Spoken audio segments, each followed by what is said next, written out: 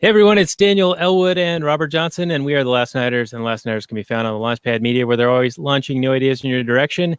Check it out at thelaunchpadmedia.com. This is episode 106 of the show. You can find the show notes at lastnighters.com/106. We're going to be talking about Enemy at the Gates with a multi-time returning guest. And I just want to throw out there that the last episode we did on The Village, we were starting a new trend of only having women on the show. We have now, in a magician's trick, cut the representation of women in half. And we will now have our buddy Scott M., also known as Crazy Heart, join us for this episode. Scott, how are you? Thank you for joining us. You were here for Crazy Heart and Joker. So this is your third time back to the show for Enemy at the Gates. How you doing? I'm doing well. Doing excellent. Ready to talk about this. I actually went back and reread some of my book to see if I could match up what they were doing in the story. So maybe we'll have some more to talk about. Yeah, that would be good. I did read, or did. It's weird to say that I read about a movie that's based on a book, because I didn't read the book like you did. But perhaps you will have additional insight into the background behind this thing. It did seem like there was a fair amount of creative license in what I read about it in the production of the film, but it's basically a propaganda film about propaganda. So what are you going to do? But Scott, thanks again for joining us, and we will have a link to all of your stuff that you've been on previously, and we always have a good time with you. Right on. Yeah, hang on, let me grab this book. All right. Well, while he is doing that, I will kick into the Google description. We'll go to Robert for his reaction. Maybe after all this noise subsides. All right. The Google description. There it is. Looks all right. Ridiculous. Enemy at the Gates came out in 2001. It's a drama/thriller, 2 hours and 11 minutes, 7.6 IMDb, 54% Rotten Tomatoes, and 4.3 out of 5 on Vudu, with 92% of Google users liking it. Vasily, played by Jude Law, is a young Russian sharpshooter who becomes a legend when a savvy political officer, played by Joseph Fiennes, makes him a hero with his propaganda campaign. Their friendship is threatened when both men fall in love with a beautiful female soldier, played by Rachel Weisz. As the battle for the city rages, Vasily faces the ultimate challenge when the Nazi command dispatches its most elite marksman, Ed Harris, to hunt down and kill the man who has become the hope of all of Russia. Came out March 16, 2001, and the director's Jean-Jacques, and it had a $70 million budget. It won a couple of awards. It seemed to be doing fairly well. Robert, what is your take on the description and anything you want to open with? Well, it's a decent enough hero's journey kind of a movie. It's historically not at all accurate, I would have to say. I obviously haven't read the book. Well, I'm looking forward to get Crazy Heart's opinion on that. But from what I understand, and I'm a bit of a World War II buff, just because, that's just sort of the thing you do when you're a man in your 30s and 40s. Is you kind of get into war history and stuff. I don't know why, but it's just kind of a thing. And it tells a decent enough story. I'll say that. It starts off with this hero's journey where he's just this young, unknown guy. Whether or not that's accurate to real life, we can get into that. But he's thrown into this battle. He has no chance of surviving, but he ends up surviving and doing really, really well. And then he runs into this guy by pure happenstance who recognizes his value as a propaganda tool. And then his career is launched, and then he becomes this kind of political pawn / propaganda hero, symbol of the resistance, symbol of the Russian people against the invading German army. And then they also throw in the duel with the Ed Harris character and the romance with the Rachel Weisz character. And it all kind of comes together kind of, and is an anti-communist kind of a statement film in a way. But I don't know, it's kind of muddled, I mean, it's almost like what kind of a movie are you trying to tell? I don't know. I didn't walk away with it with super high opinion of it, but you know, it's definitely an interesting film to discuss, and I'm looking forward to our talk here.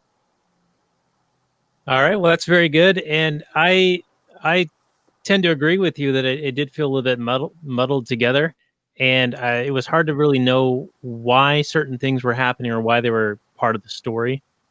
And the romance I didn't buy at all. It just seemed like they wanted to make it to be a romantic film for whatever reason, when it could have just stuck to the war and the duel with the Ed Harris character. And I think that probably would have been sufficient and compelling enough, rather than having this kind of distraction almost with. Yeah, I think it is.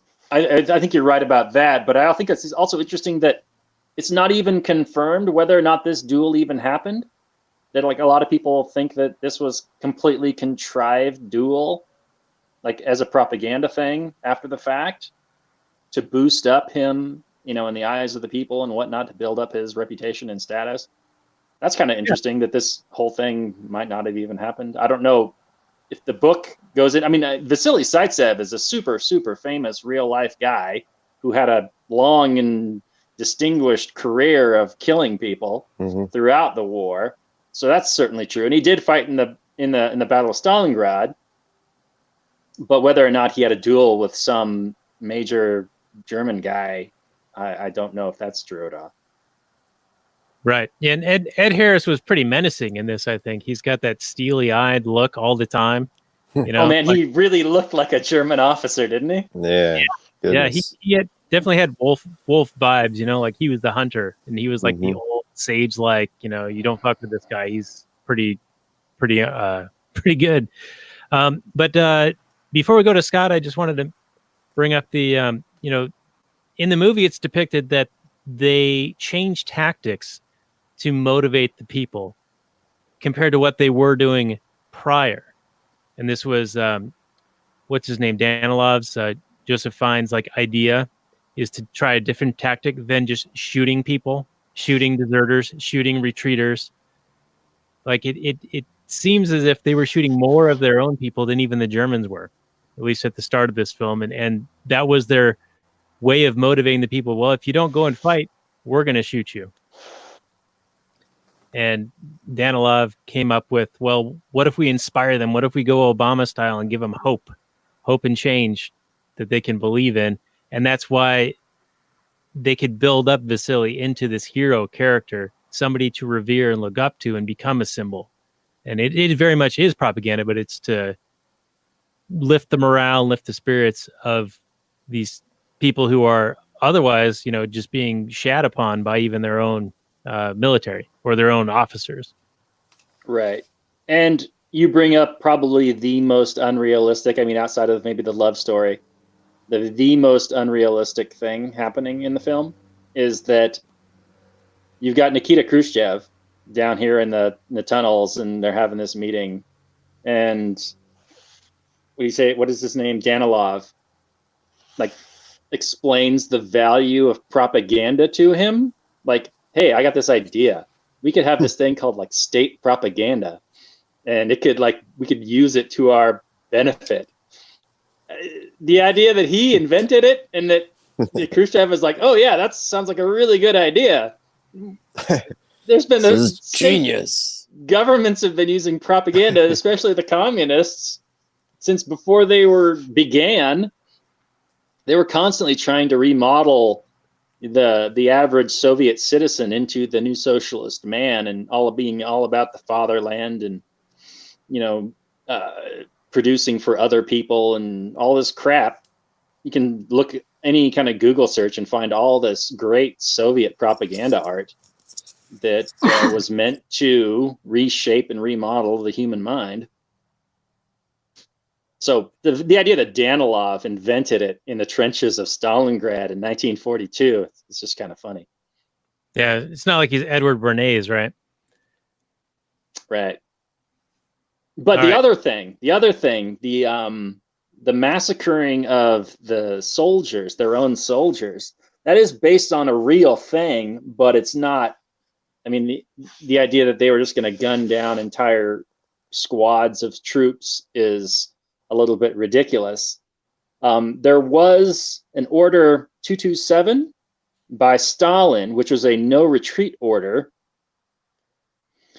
It's I think it's funny that it's named 227, and then there was a show in the 80s called 227, which is about these sassy black women. Moving on up. Yeah. So, I mean, if there were like sassy black women like chasing down and hunting down Soviet citizens that didn't want to fight in the Red Army anymore. But yeah, they actually did hunt down people that, you know, wanted to desert and whatever. And they ended up, I think the official numbers, or at least estimates, are around 10,000 people that they shot and killed.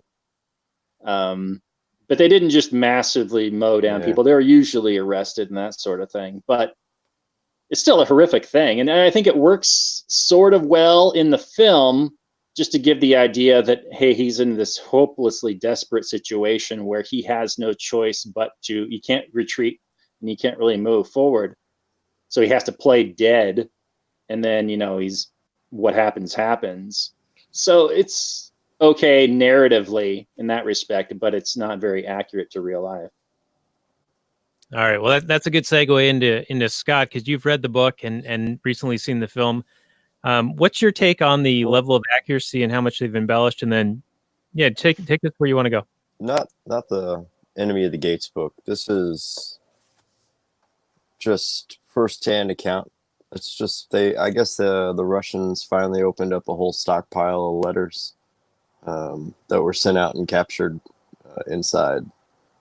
And no, this one says, the legend tells how a German major, the head of a sniper school in Berlin, was sent from Germany especially to kill him.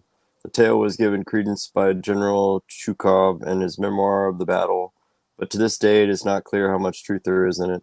There are no German records of any such sniper being dispatched from Berlin. His name is usually given as Major Konings or Konig, and sometimes as Heinz Thorwald, and the idea may have been cooked up by the Russian propaganda machine. Certainly there are telltale signs that the story of their duel in the ruins of the city is Soviet invention. The simple struggle between good and evil seems designed to appeal to an unsophisticated Soviet public. Moreover, the major of the story is an intellectual bourgeoisie academic in a way, so there are overtones of the classic Marxist struggle, conflict, whatever. And there is a deeper David versus Goliath myth. The honest shepherd boy takes on the champion of the mighty enemy. What seems clear is that Zaitsev himself was told that a German hitman had been sent with the specific task of assassinating him, that he believed it, and that he was convinced that he killed the man. And then that Zaitsev was later wounded in the eyes, which put an end to his sniping career, but he continued to teach his skill at some sniper school. So yeah, it's, they don't know if the general was actually sent, but the guy seems to believe that somebody was out to kill him and that he got him. All right. Well, if we just take the movie at face value, there's certainly propaganda in making Vasily become this hero. That's what Daniel kind of comes up with to help motivate the Russian people and the other Russian soldiers.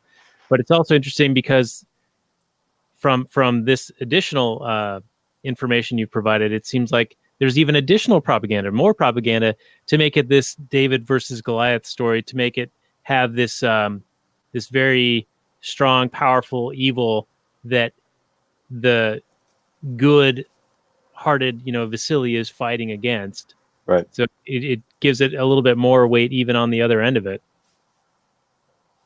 Yeah. And sniper duels certainly are a real thing. Oh, yeah. They've happened ever since there have been snipers. So, I mean, I think I watched one History Channel thing where it was talking about some U.S. sniper in Vietnam. And he was describing some epic sniper duel against a Viet Cong guy. They kept going back and forth in circles. Yeah, that's right. And then they'd be in each other's positions and that sort of thing. Yeah, you saw the same thing. Yeah. So, yeah. I forget his name, but he did. He also had the legend of where he belly crawled for 4 days through the open field of a whole bunch of patrolling Vietnamese to shoot a general, and then managed to belly crawl his way back out. Yeah, snipers are fascinating soldiers. If you're into that sort of thing, they do take some serious risks for what they do. Yeah.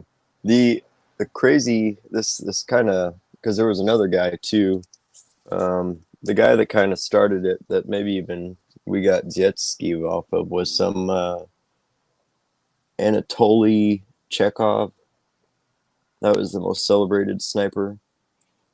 But it started a the cult Norwegian of guy? snipers. Maybe. I don't think the book says that. No, it doesn't say where he's from.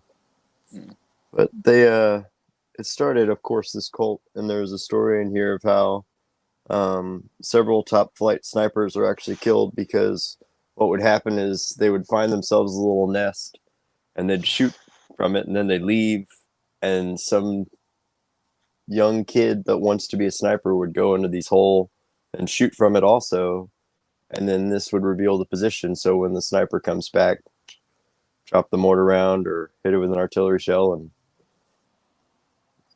kill them. Yeah, it's crazy stuff. But I don't know. The book seems to imply that it wasn't anything real, but they did a pretty good job of kind of demonstrating how different the two people were. You know, he's sitting in the train car and looks over at the wounded guys and lowers down the shade like, you can't look in my window. I'm above you. I don't need to see such terrible wounds. And then the other guy's almost sympathetic when he gets off the boat to seeing all the wounded people. Yeah, you're comparing Ed Harris to the Jude Law character. Yeah, like yeah. When Jude Law gets off the boat, at the beginning of the movie they said September 20th, and so I went and found in the book that I've got everything on September 20th and what was happening. And so the only thing that, and I wish I had followed it up, but I guess I didn't really think to do that.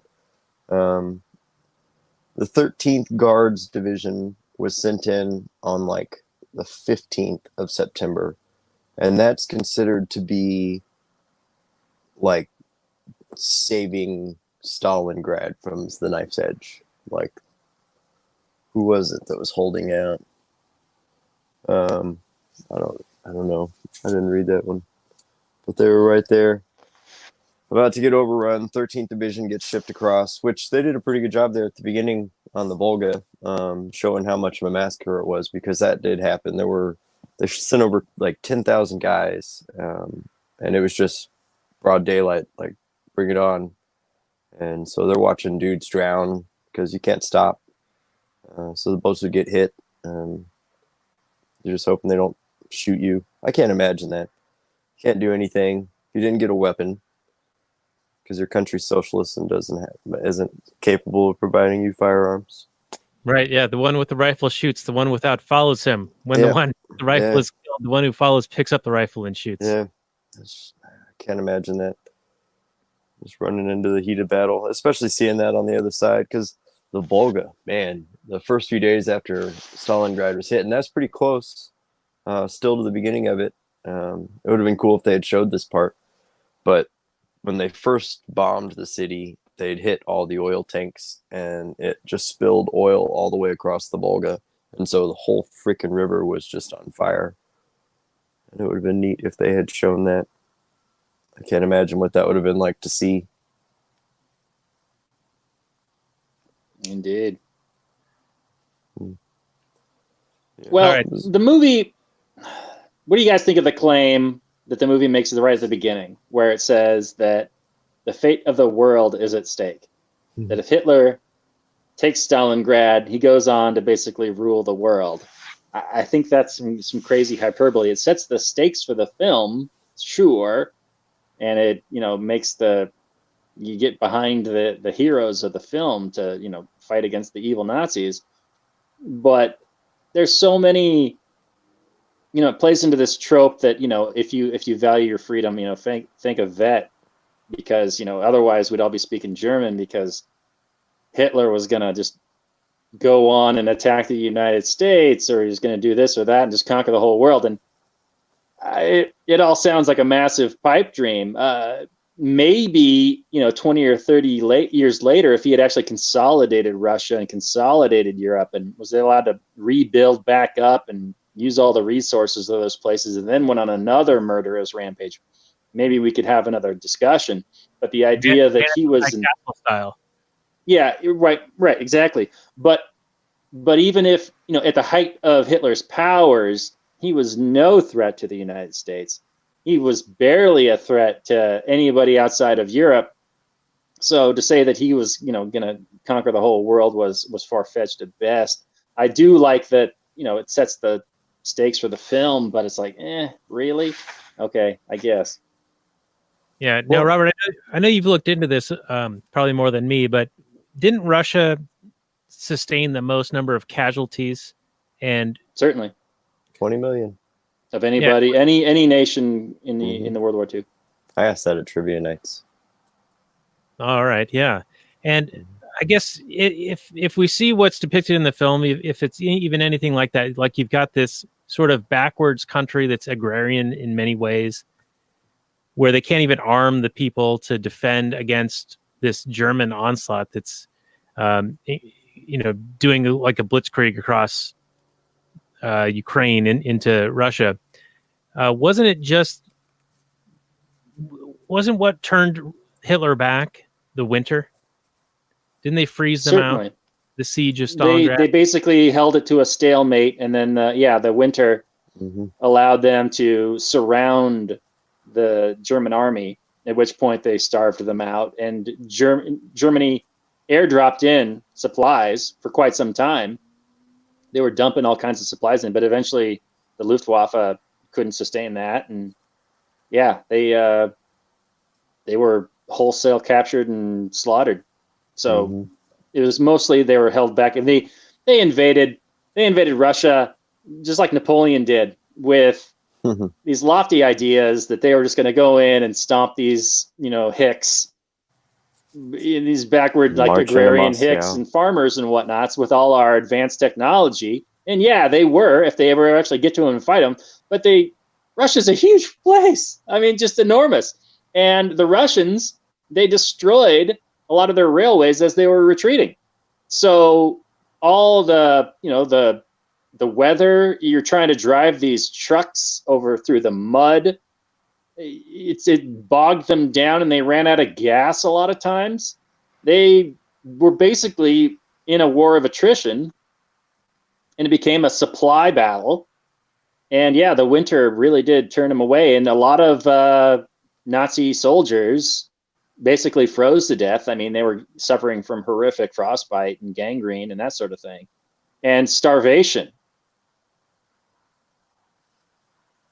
So, right, and I don't take any credit away from... That's home field advantage, by the way. That's just home field advantage. Right. And of course, people defending their family and their communities are, obviously more righteously, legitimately defending themselves than these aggressors. So I don't want to diminish what they did, but, the weather certainly played a big role in it. And also, as you were saying, the scorched earth policy of, as they're retreating, destroying all the supplies so that the enemy can't advance as easily or restock or those things.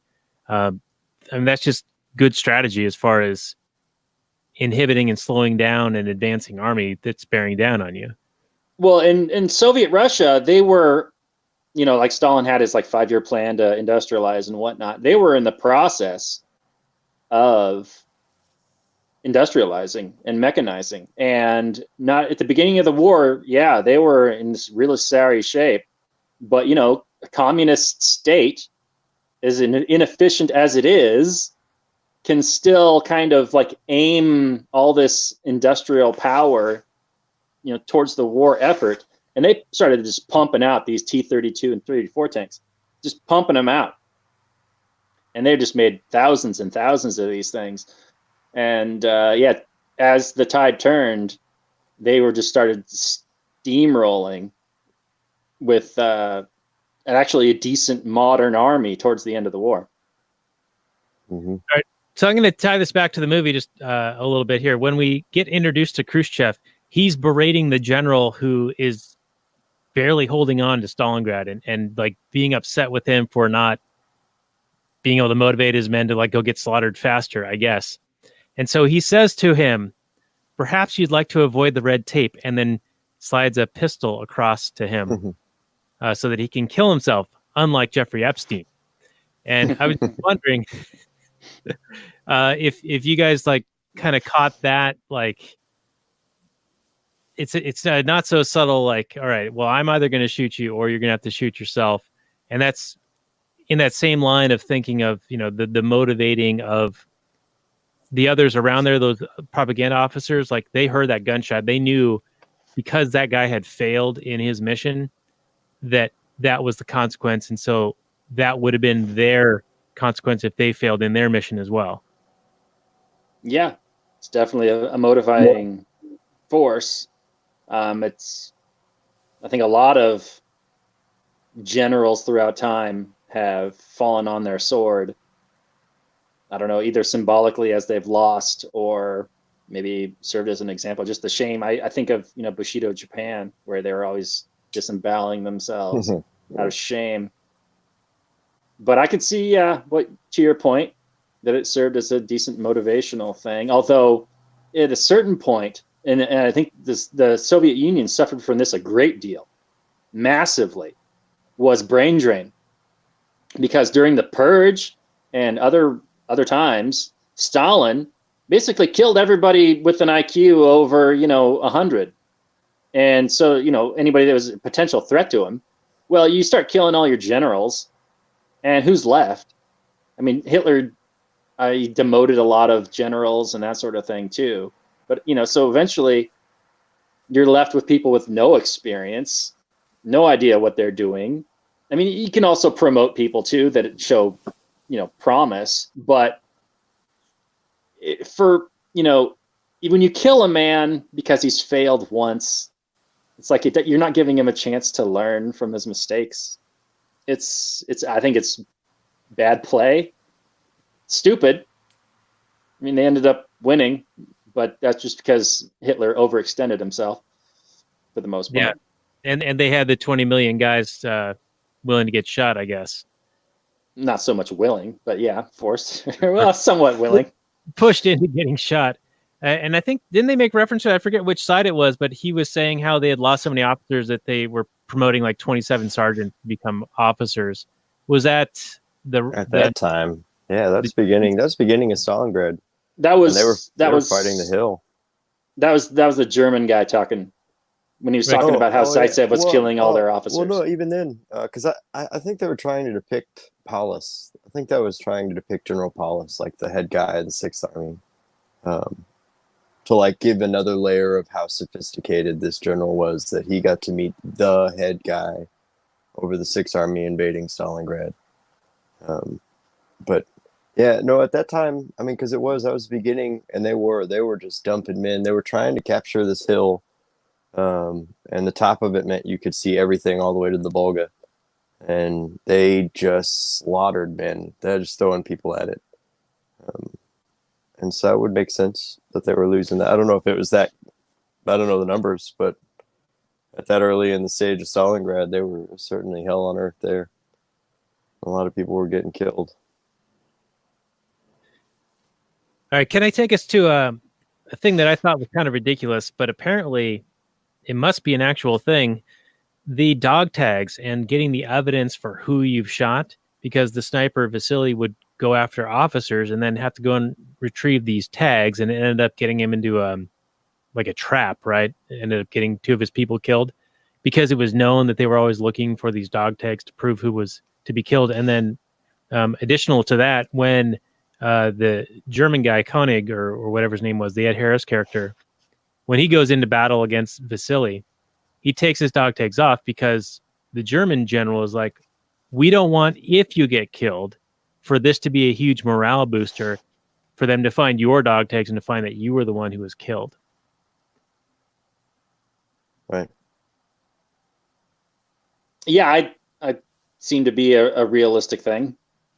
If you had some character that was super valuable to your war effort or your propaganda value, you wouldn't want the enemy to be able to parade him through your streets. demoralize, your support. Right. And we saw this even when they found Vasily's like journal, and they're like, oh, if Vasily is dead, then even that they said, well, that's a lie. Right. So they can twist anything. Like, say you did find the guy's dog tags. You just say, well, that's fake information, fake news. Yeah. I mean, we saw propaganda all around. Information is so fluid and murky that, yeah, everybody's lying all the time. How do you know what's true anyway, or what to believe? That's government Especially for you. in the middle of that. Yeah, goodness. Right in the heat of things. It just seemed like a ridiculous thing to have to go and retrieve these dog tags to me. Like the risk versus the reward. I mean, you're in the middle of this freaking war zone. They might also have information on them. I mean, you might have to go just to try and get information. But no, the other thing, and it kind of goes with, well, it does go with what you're not one step back thing, because they showed the couple, people who were kissing their two Russian comrades, that end up getting killed. And that shit happened all the time. And I think the reason it wasn't so prevalent that people were just getting shot for retreating was because they were legit in a frenzy to defend Stalingrad.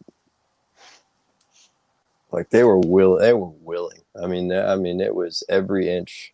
They literally did not. This book is full of just stories of people just laying there until, I think they said they wouldn't retreat until the ground was burning beneath them and their coals were smoldering. That was the only time that they would finally step back. Otherwise, they were going to fight out every single inch of that ground. But then husbands and wives all the time, they would sign up together. There's stories in here of when they finally do attack the Russians and make the big pincer pinch around the city. There was a husband and wife that were a tank crew that the Germans, they ended up capturing the wife and killed the husband during the first shot on the tank. And she kept fighting until the tank finally stopped moving and they captured her. And so they were, I wouldn't expect a lot of people to have been slaughtered like they show in the movie. I think they were legit wanting to run out there and fight and kill the Nazis. You're definitely more motivated to defend your own land, to an invader, for sure, than you are, say, to be the invader. And what are you fighting for? I mean, the glory of the Reich, I guess, which is some nebulous concept.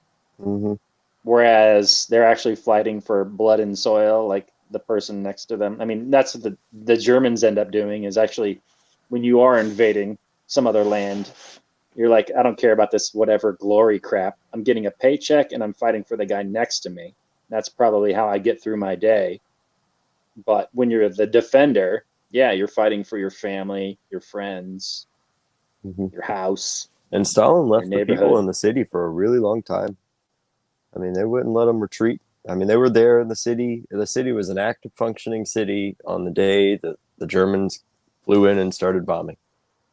I mean, Stalin did not let them retreat until shit got insanely terrible. So living among the ruins, like with the kid, was commonplace. Having bits of ground where there was somebody lived there and you captured them, and then the Germans captured them, and then you captured the ground, and people are just living there the whole time. You're fighting over this stuff. And the little boy part was pretty sad. I wouldn't be surprised if stuff like that happened. I mean, not in the way they depict it in the story where they slaughtered them to use them for bait, but there are stories of they would bring out a Russian kid right out into the middle and have him stand there, and then they would execute him, knowing that all the Russian guys could see this happening, and do that and stuff like that. So it was brutal. That's one of those battles that fascinates me. I think that's why I like this movie, but the only thing they really did a really good job of was just depicting how absolutely destroyed everything was. Yeah, and Yeah, the watching, city looks like Detroit. yeah, like after Rent Control in the Bronx or something. But yeah, this is another film that really just shows or makes you realize just how much of a waste it all is. I mean, just seeing all these people's lives just shattered and destroyed, and all this death and destruction, and for what? You know, it's just crazy. But I wanted to bring up another topic related to the movie, because we've got the Joseph Fiennes character Danilov, who is like best buddies with Vasily after Vasily becomes this propaganda piece for him and makes a name for Danilov and gets him noticed by Khrushchev, and he's famous and Vasily's famous and things are going really, really well. They have something to, push out propaganda wise, and they're getting all this recognition for it.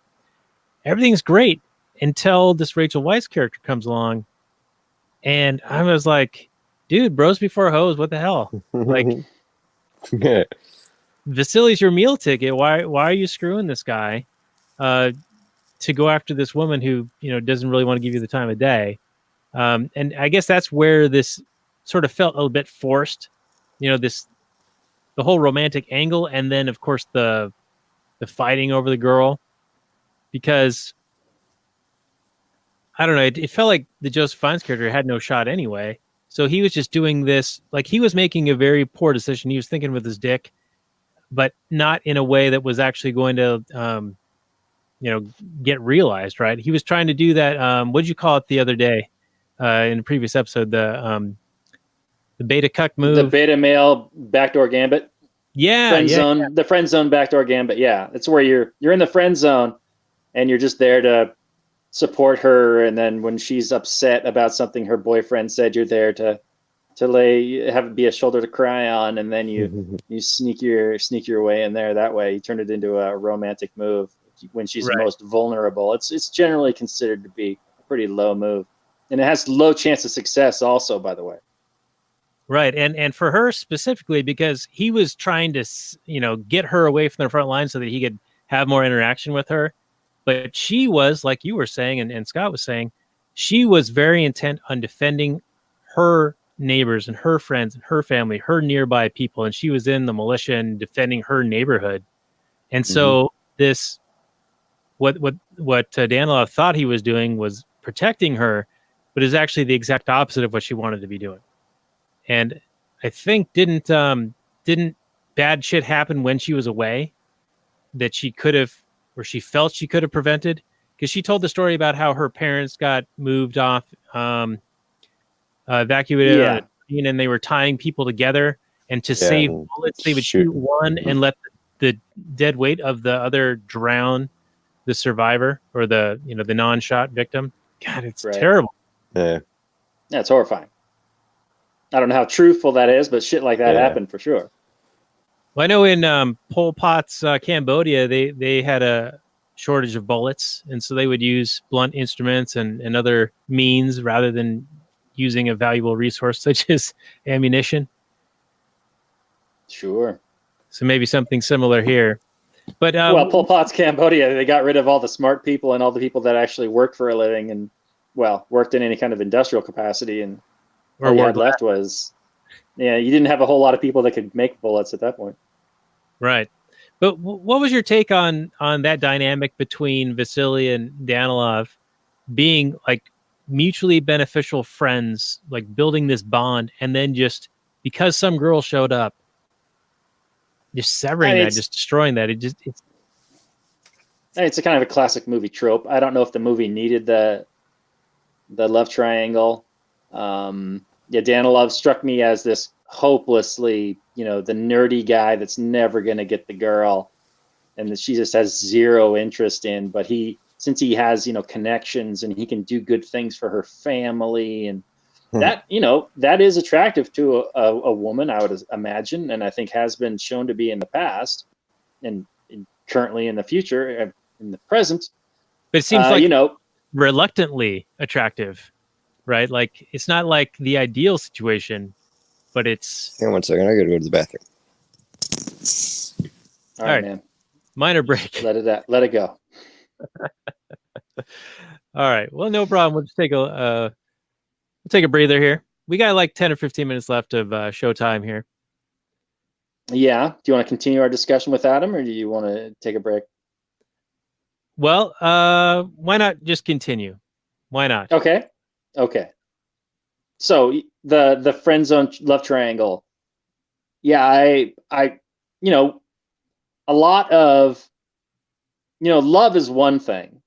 And I think when people fall in love for a lot of different reasons, but a lot of times marriage, especially in other parts of the world, not necessarily in the Western European type, Renaissance tradition of marrying for love, a lot of people marry, in arranged marriages or for resources. And a guy like Danilov is like, hey, I got all these resources I can, offer. I don't have the good looks and the heroic whatever Mr. Nice Guy charisma of Jude Law, but I got all this other stuff I can offer. But in this situation, she's like, look, I'm fighting for my life. I'm fighting for all this stuff. I'm not finding you attractive. I'm finding Jude Law attractive, and back off. And ultimately, Danilov is like, that final scene. He's like, I don't really understand how he realizes that, which is kind of cool. I thought, that he's like, there is no new man. Man will always be man. There will always be somebody rich in certain things, rich in love, rich in charisma, rich in, it's kind of making the anti-equality speech, which is something we've probably made many, many times. So that was nice to see. Really kind of slams communism. I don't know if he's going to have this. He seems to be a really true believer, and to have like this failed love story kind of switch him around, it's a little unbelievable. But for the story, I guess it kind of makes sense. I didn't really see it coming. When it happens, I was like, oh, okay. Oh, wow. He's really throwing communism under the bus there. I like it. Okay, right on. I thought you were Mr. True Blue propaganda man, but all right. And then he ends up committing suicide, essentially, which leads to, I guess, the killing of the Ed Harris character. I'm not exactly sure how, but anyway, I wasn't really satisfied with that part of it, where suddenly he's just walking out in the open for no reason.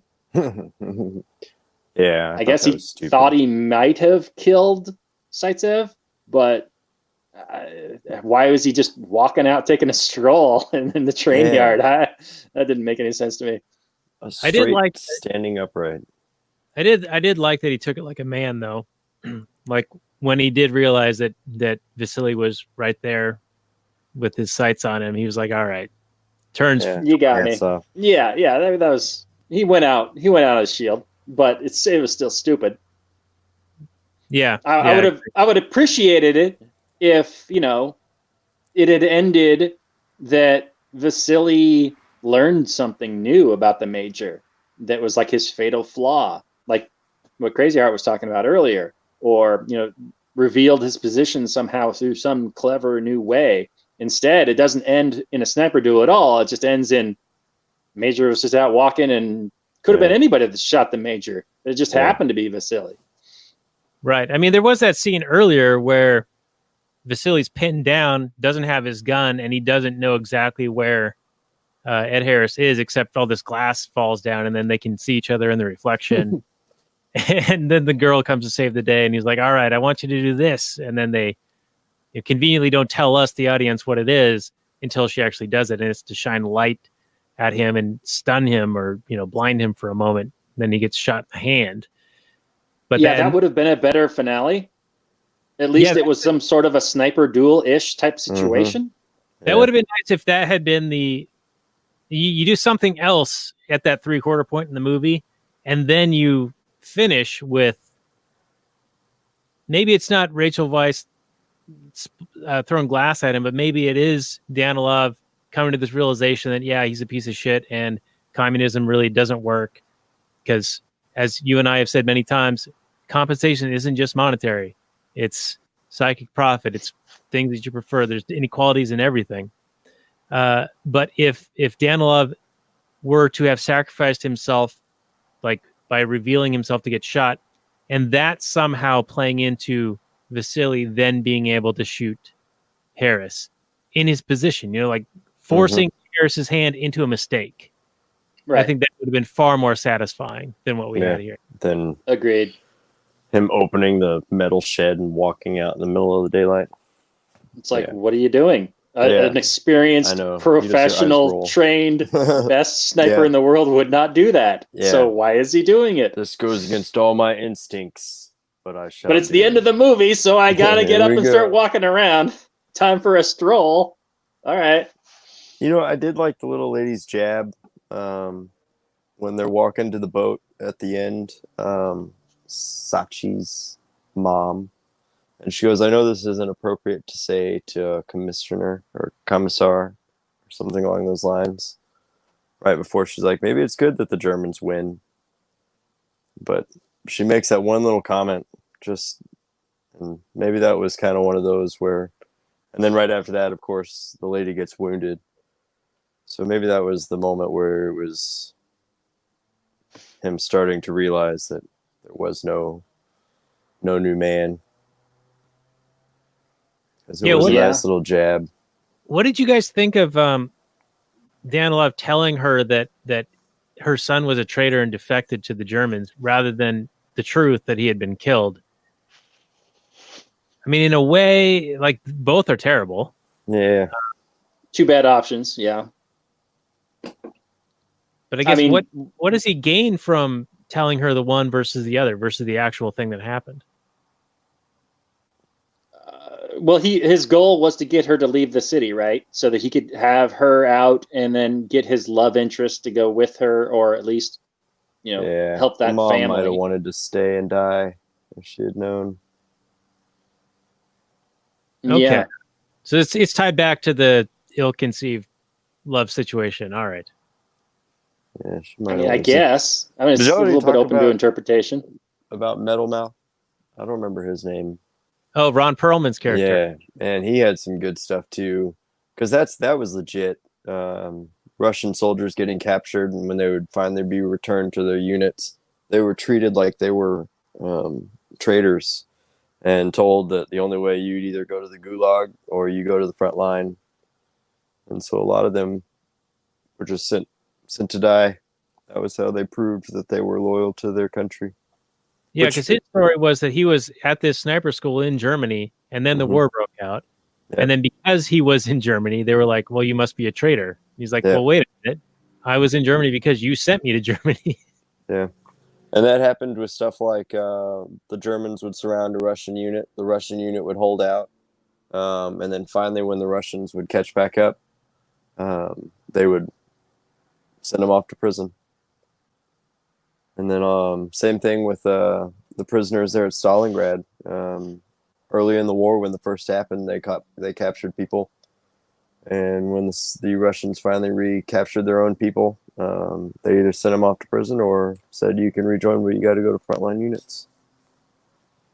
Yeah, a lot of those prisoner battle groups, or prisoner, whatever you want to call them, were given the worst duties, like the most dangerous, suicidal jobs to do. It's not great. Yeah, go run through a minefield in front of a unit, and then they justify it by, we would have lost that amount of men anyway if there wasn't a minefield there. So whatever. Yeah, human life. Just couldn't imagine. Stalingrad was terrible. Far less valuable in a situation like that. And when we kind of got Aleppo, I don't know if y'all ever watched videos from coming out of Aleppo. Aleppo was probably about as close as you could get to a modern day Stalingrad. And man, I just can't imagine living in stuff like that. Picking horse flesh off of dead horses, trying to survive. There's stories of cannibalism. Can't imagine. I do wish they had done a little better job of depicting how miserable the cold was. Yeah, and also the lice situation. Apparently, I thought about that too when they were fucking. Yeah. Yeah. Like, man, they should have made it like a love moment where he's like seductively picking the lice off of her. That would have been digging them out of her hair. Just yeah. so romantic. Yeah. Running So his fingers through her hair, and like his Yeah. fingers are just moving. God, yeah, I can't imagine that. But yeah, there are all kinds of stories of not only the invading Germans outside Stalingrad just being covered in lice, but also, Mm-hmm. the people living in horrific conditions inside the city too. And that you could tell whenever a person would die because the lice would just jump off the body. Just There's no new fresh blood to drink anymore, so you gotta bail. Yeah. Can't imagine. But that seems to be a pretty reoccurring story. Vietnam, not Malay, in Diem Phu lice, World War One lice. That just sucks. You're already in a shitty situation, now you got all that crap on you. But it would have made for a really funny moment if they were making love, picking lice off each other. Would have been more realistic at any point. So realistic. Yeah, maybe I could have bought the love story if that had happened. Yeah, there you go. Mm-hmm. All right. Well, do you guys have any final notes before we get into final summary and review? We've been going almost an hour here. Oh, well, just of the authenticity of the of Danilov. At one point, he does play up the class struggle angle of Vasily versus Harris, which I thought was pretty accurate. I mean, communists are always going on and on about class and how it's a struggle of the bourgeoisie versus the proletariat, and how, the major represented this, upper class rich guy coming in, and it's just the down out, underdog hero of Vasily trying to beat him. It helps the Russian people really get behind him. The simple stuff, like when you first see him, he's sitting in the train and he's reading this massive book. And then when they're sitting there at the table with Jude Law's character and he can't even spell coal, like they did a really good job of playing up that class struggle of how different they were. And I don't know. I almost went back to look at it because I half noticed it. And if they did, then it was just an overborne effort to make it depict how much of a class struggle there was. But I feel like his bookmark was a US dollar bill, just to add that extra little layer of he's so fancy and world traveled, I guess. I don't know. I just thought it was weird that I should have watched this in HD. I didn't notice that. Yeah. I don't know how I noticed it either. It's just those one little thing, because maybe it was just the hyper realization of how they were playing up his prestige and grandeur, and I just happened to notice it. So you're contrasting Ed Harris and Jude Law again, but you brought up that scene where Vasily demonstrates that he can't spell words all that well or whatever. But when he's writing that letter, that bothered me a lot, because that was where Danilov started trying to paint Vasily in a poor light in front of the girl because the girl was there. Yeah, right on. He's playing up like, oh, look how dumb this guy is. You wouldn't like him. Yeah, it was like a total dick move. I guess I wasn't paying it. I wasn't looking at it as that. I thought they're because one of the next scenes after that is when they finally show the guy, because he's starting to build up his legend. And so I guess maybe that was the only thing going into my brain, was they're just trying to show that this is a little simpleton man who can't even spell the word coal. And then the next scene is Ed Harris reading that massive book, sitting on the train, fancy train, smoking the fancy cigarettes. And, yeah. All right. Well, maybe it's got multiple layers, because I was looking at how Danilov and Vasily's relationship changed in that moment. But then, you're contrasting it in the next scene with Ed Harris. Yeah. So, no, I can totally see what you're saying. That makes sense. Yeah, no, I definitely I noticed what you're talking about, Daniel. Every time that Rachel Weisz was in the room, Danilov was pointing out how stupid Vasily was, for sure. Right. And maybe she likes stupid. I mean, come on. Maybe Stupid can be lovable. Come on now. All right. Yeah. All right. Well, why don't we get into last summaries and reviews here? Robert, why don't you lead us off? We'll go to Scott. Okay. Well, Enemy at the Gates. I think I saw this originally back in the day. I think I was like a Blockbuster, or not even a Blockbuster. Maybe it was like a supermarket, and I think I rented it in VHS. Shows how old I am. But back in the day, I mean, it was one of those kind of forgettable war films. I didn't have this perspective on communism that I do now. And I remember just the sniper duel bit. And that's definitely the focus of the film, is this Vasily as a sniper and his life in this war. And it's set, amid the backdrop. And I get that it's a hero's journey, and he's got this goal to overcome at the end by killing this other sniper. But in the beginning of the film, it really sets up that this struggle against these Nazi people attacking the city is a make or break it event, and that somehow Vasily's going to take part in the victory. And I guess in a way he does, but it really doesn't seem like it. It's really more seems like he's just kind of trying to survive and do what he can, which is accurate to real life. But I guess if you're trying to set up a film in which the hero, succeeds in his goal, if you're setting up the goal to be the defeat of the Nazis in Stalingrad, that seems like a big goal for just one sniper to do. And then if you don't even accomplish that in the film, it feels a little bit hollow at the end. So, and then the ending itself is really, really weird, with Ed Harris is basically giving himself up for no reason.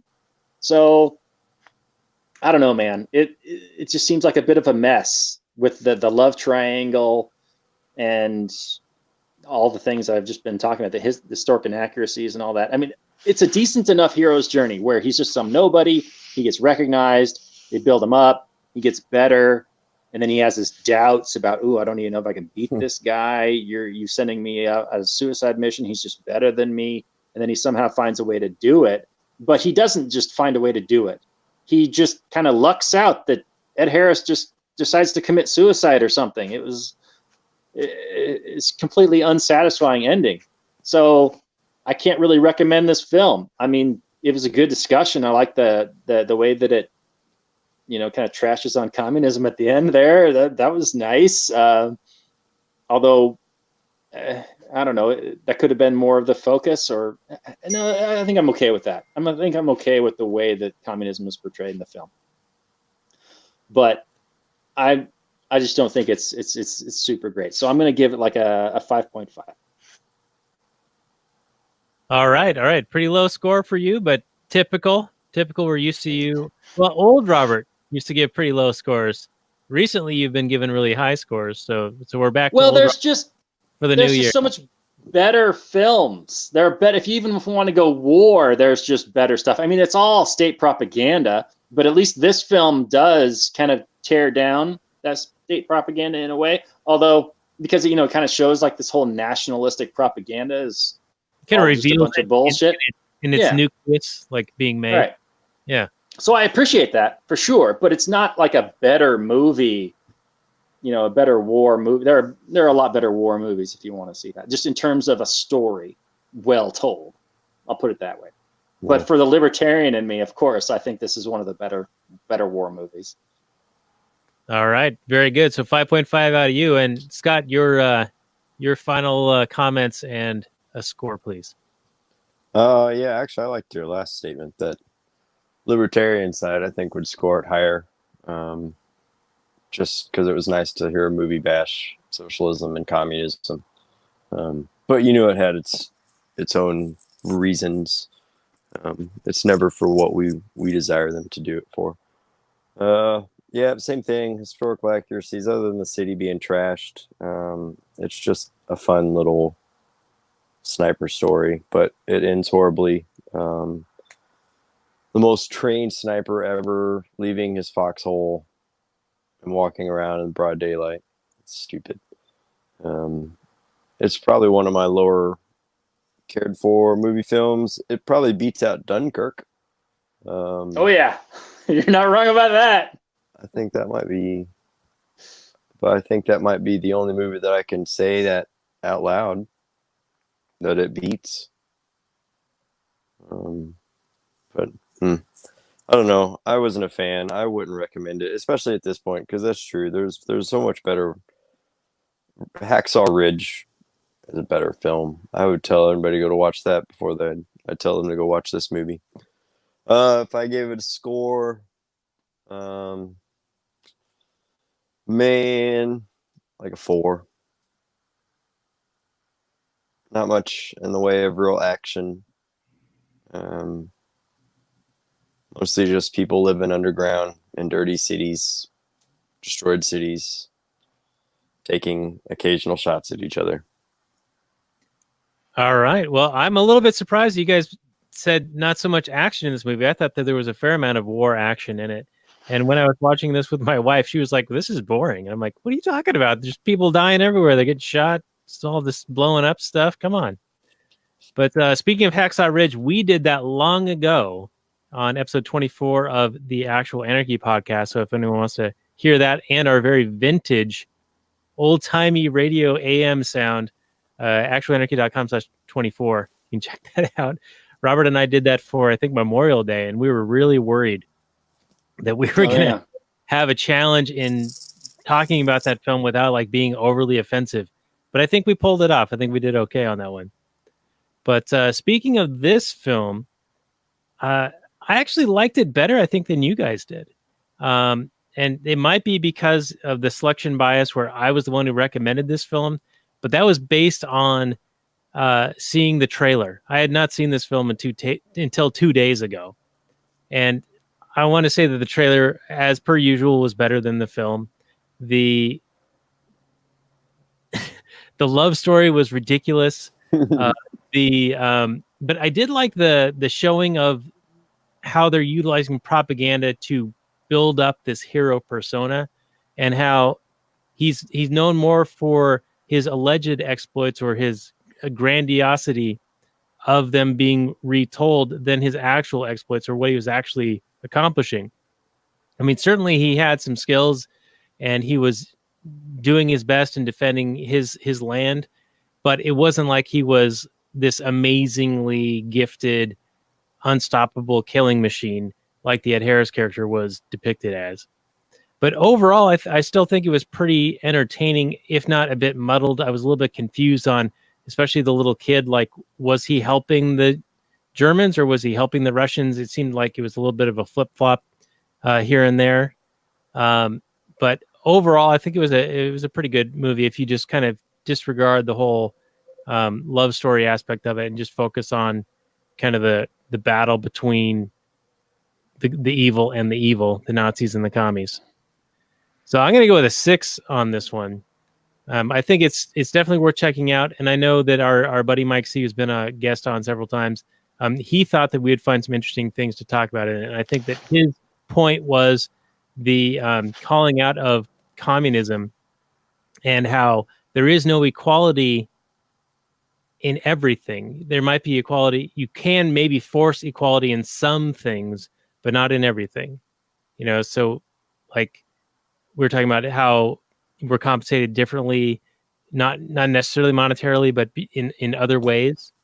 People have skills that aren't just monetary or aren't just certain things. Like everyone is different, everyone's unique, and everyone has different abilities. And there's no way to create total equality among people's abilities or their circumstances or anything like that. So all of these things that try to enforce that through government edict and state violence are, not going to work, and they're immoral to begin with. So that's the message I get from this movie.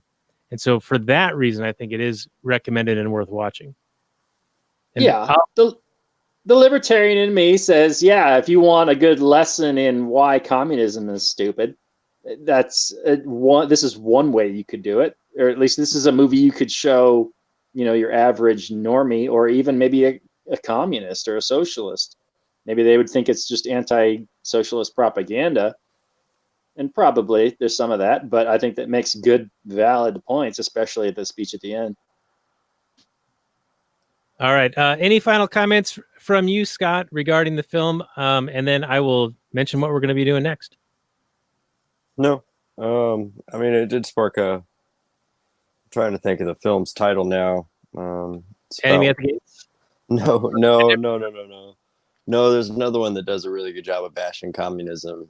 And it's just one of those where it's... If somebody was to say, hey, what's a good film to do that, this wouldn't be the one that I would point it at. I'd point it at that one. What's that one communist movie we did not too long ago, Daniel? The Red whatever? Reds? The Reds. Yeah. You talking about that one? No. This is about Cambodia. It was one of the generals for the Tamale Tigers or whatever they are. And this dude, like, it's brutal. The only way they could get him to talk about what he did was to tell him that they wanted to make a documentary out of it. Oh yeah, we did that one too. You know what I'm talking about? They killed my killing, the act of killing. Oh yeah, the act of killing. There it is. Yeah. That's fucking horrifying. Yeah, that documentary that is the one. Horrific. Yeah, that would be the movie that I would say over this in a heartbeat to bash communism, because that movie was hard to watch. Fucking wild. Yeah, seriously, watching them, even watching the man cry, like. You know, half of you wants to be happy because you're like, God, good, he's suffering. But you're just like, man, like, it was such an intense cry that even the part of you felt bad that this man's life had to be lived that way. That movie was terrible. That was a fucking terrible film. Oh, if you ever want to lose your faith in humanity, watch Act of Killing a couple times. It is a nightmare film. Come to life. That was, yeah. But especially with communism, because, I mean, it was just nothing. How willing they were to slaughter everybody. Oh yeah, and for the slightest infraction or even the suggestion that they were not communists or whatever, they're just like, oh yeah, well, we're just going to go and kill these people. Mm-hmm. And the obvious power that he derived from doing it felt like he still feels like a gangster. Yeah. No, that was the movie. I'd advocate that over this film. If it was the libertarian me advocating films about fucked up sides of communism, then that's what I would do. It's just, I don't know.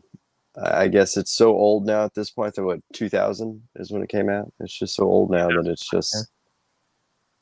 it's just kind of dull as far as war films go. Like, I can't stand watching the Volga scene because of how bad the water geysers are, you know, when the shells are exploding. You're like,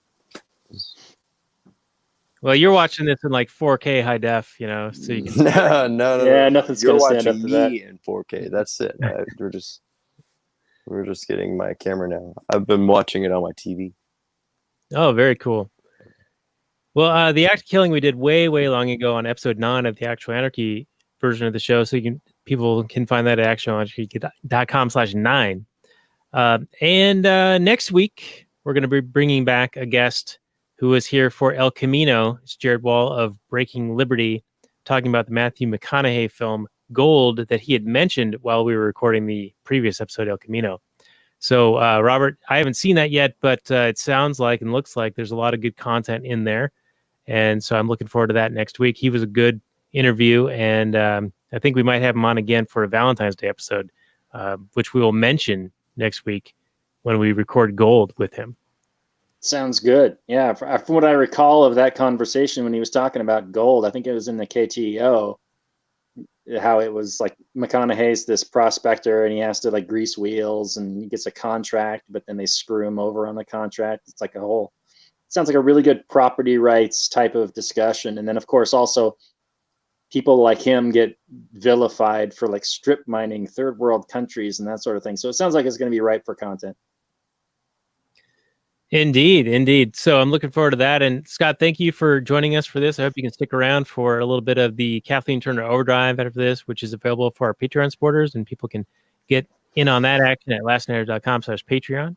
And the show notes and everything for this will be lastnarrative.com/106. And we will be back for that after these messages. So we'll say good night from last night, everyone.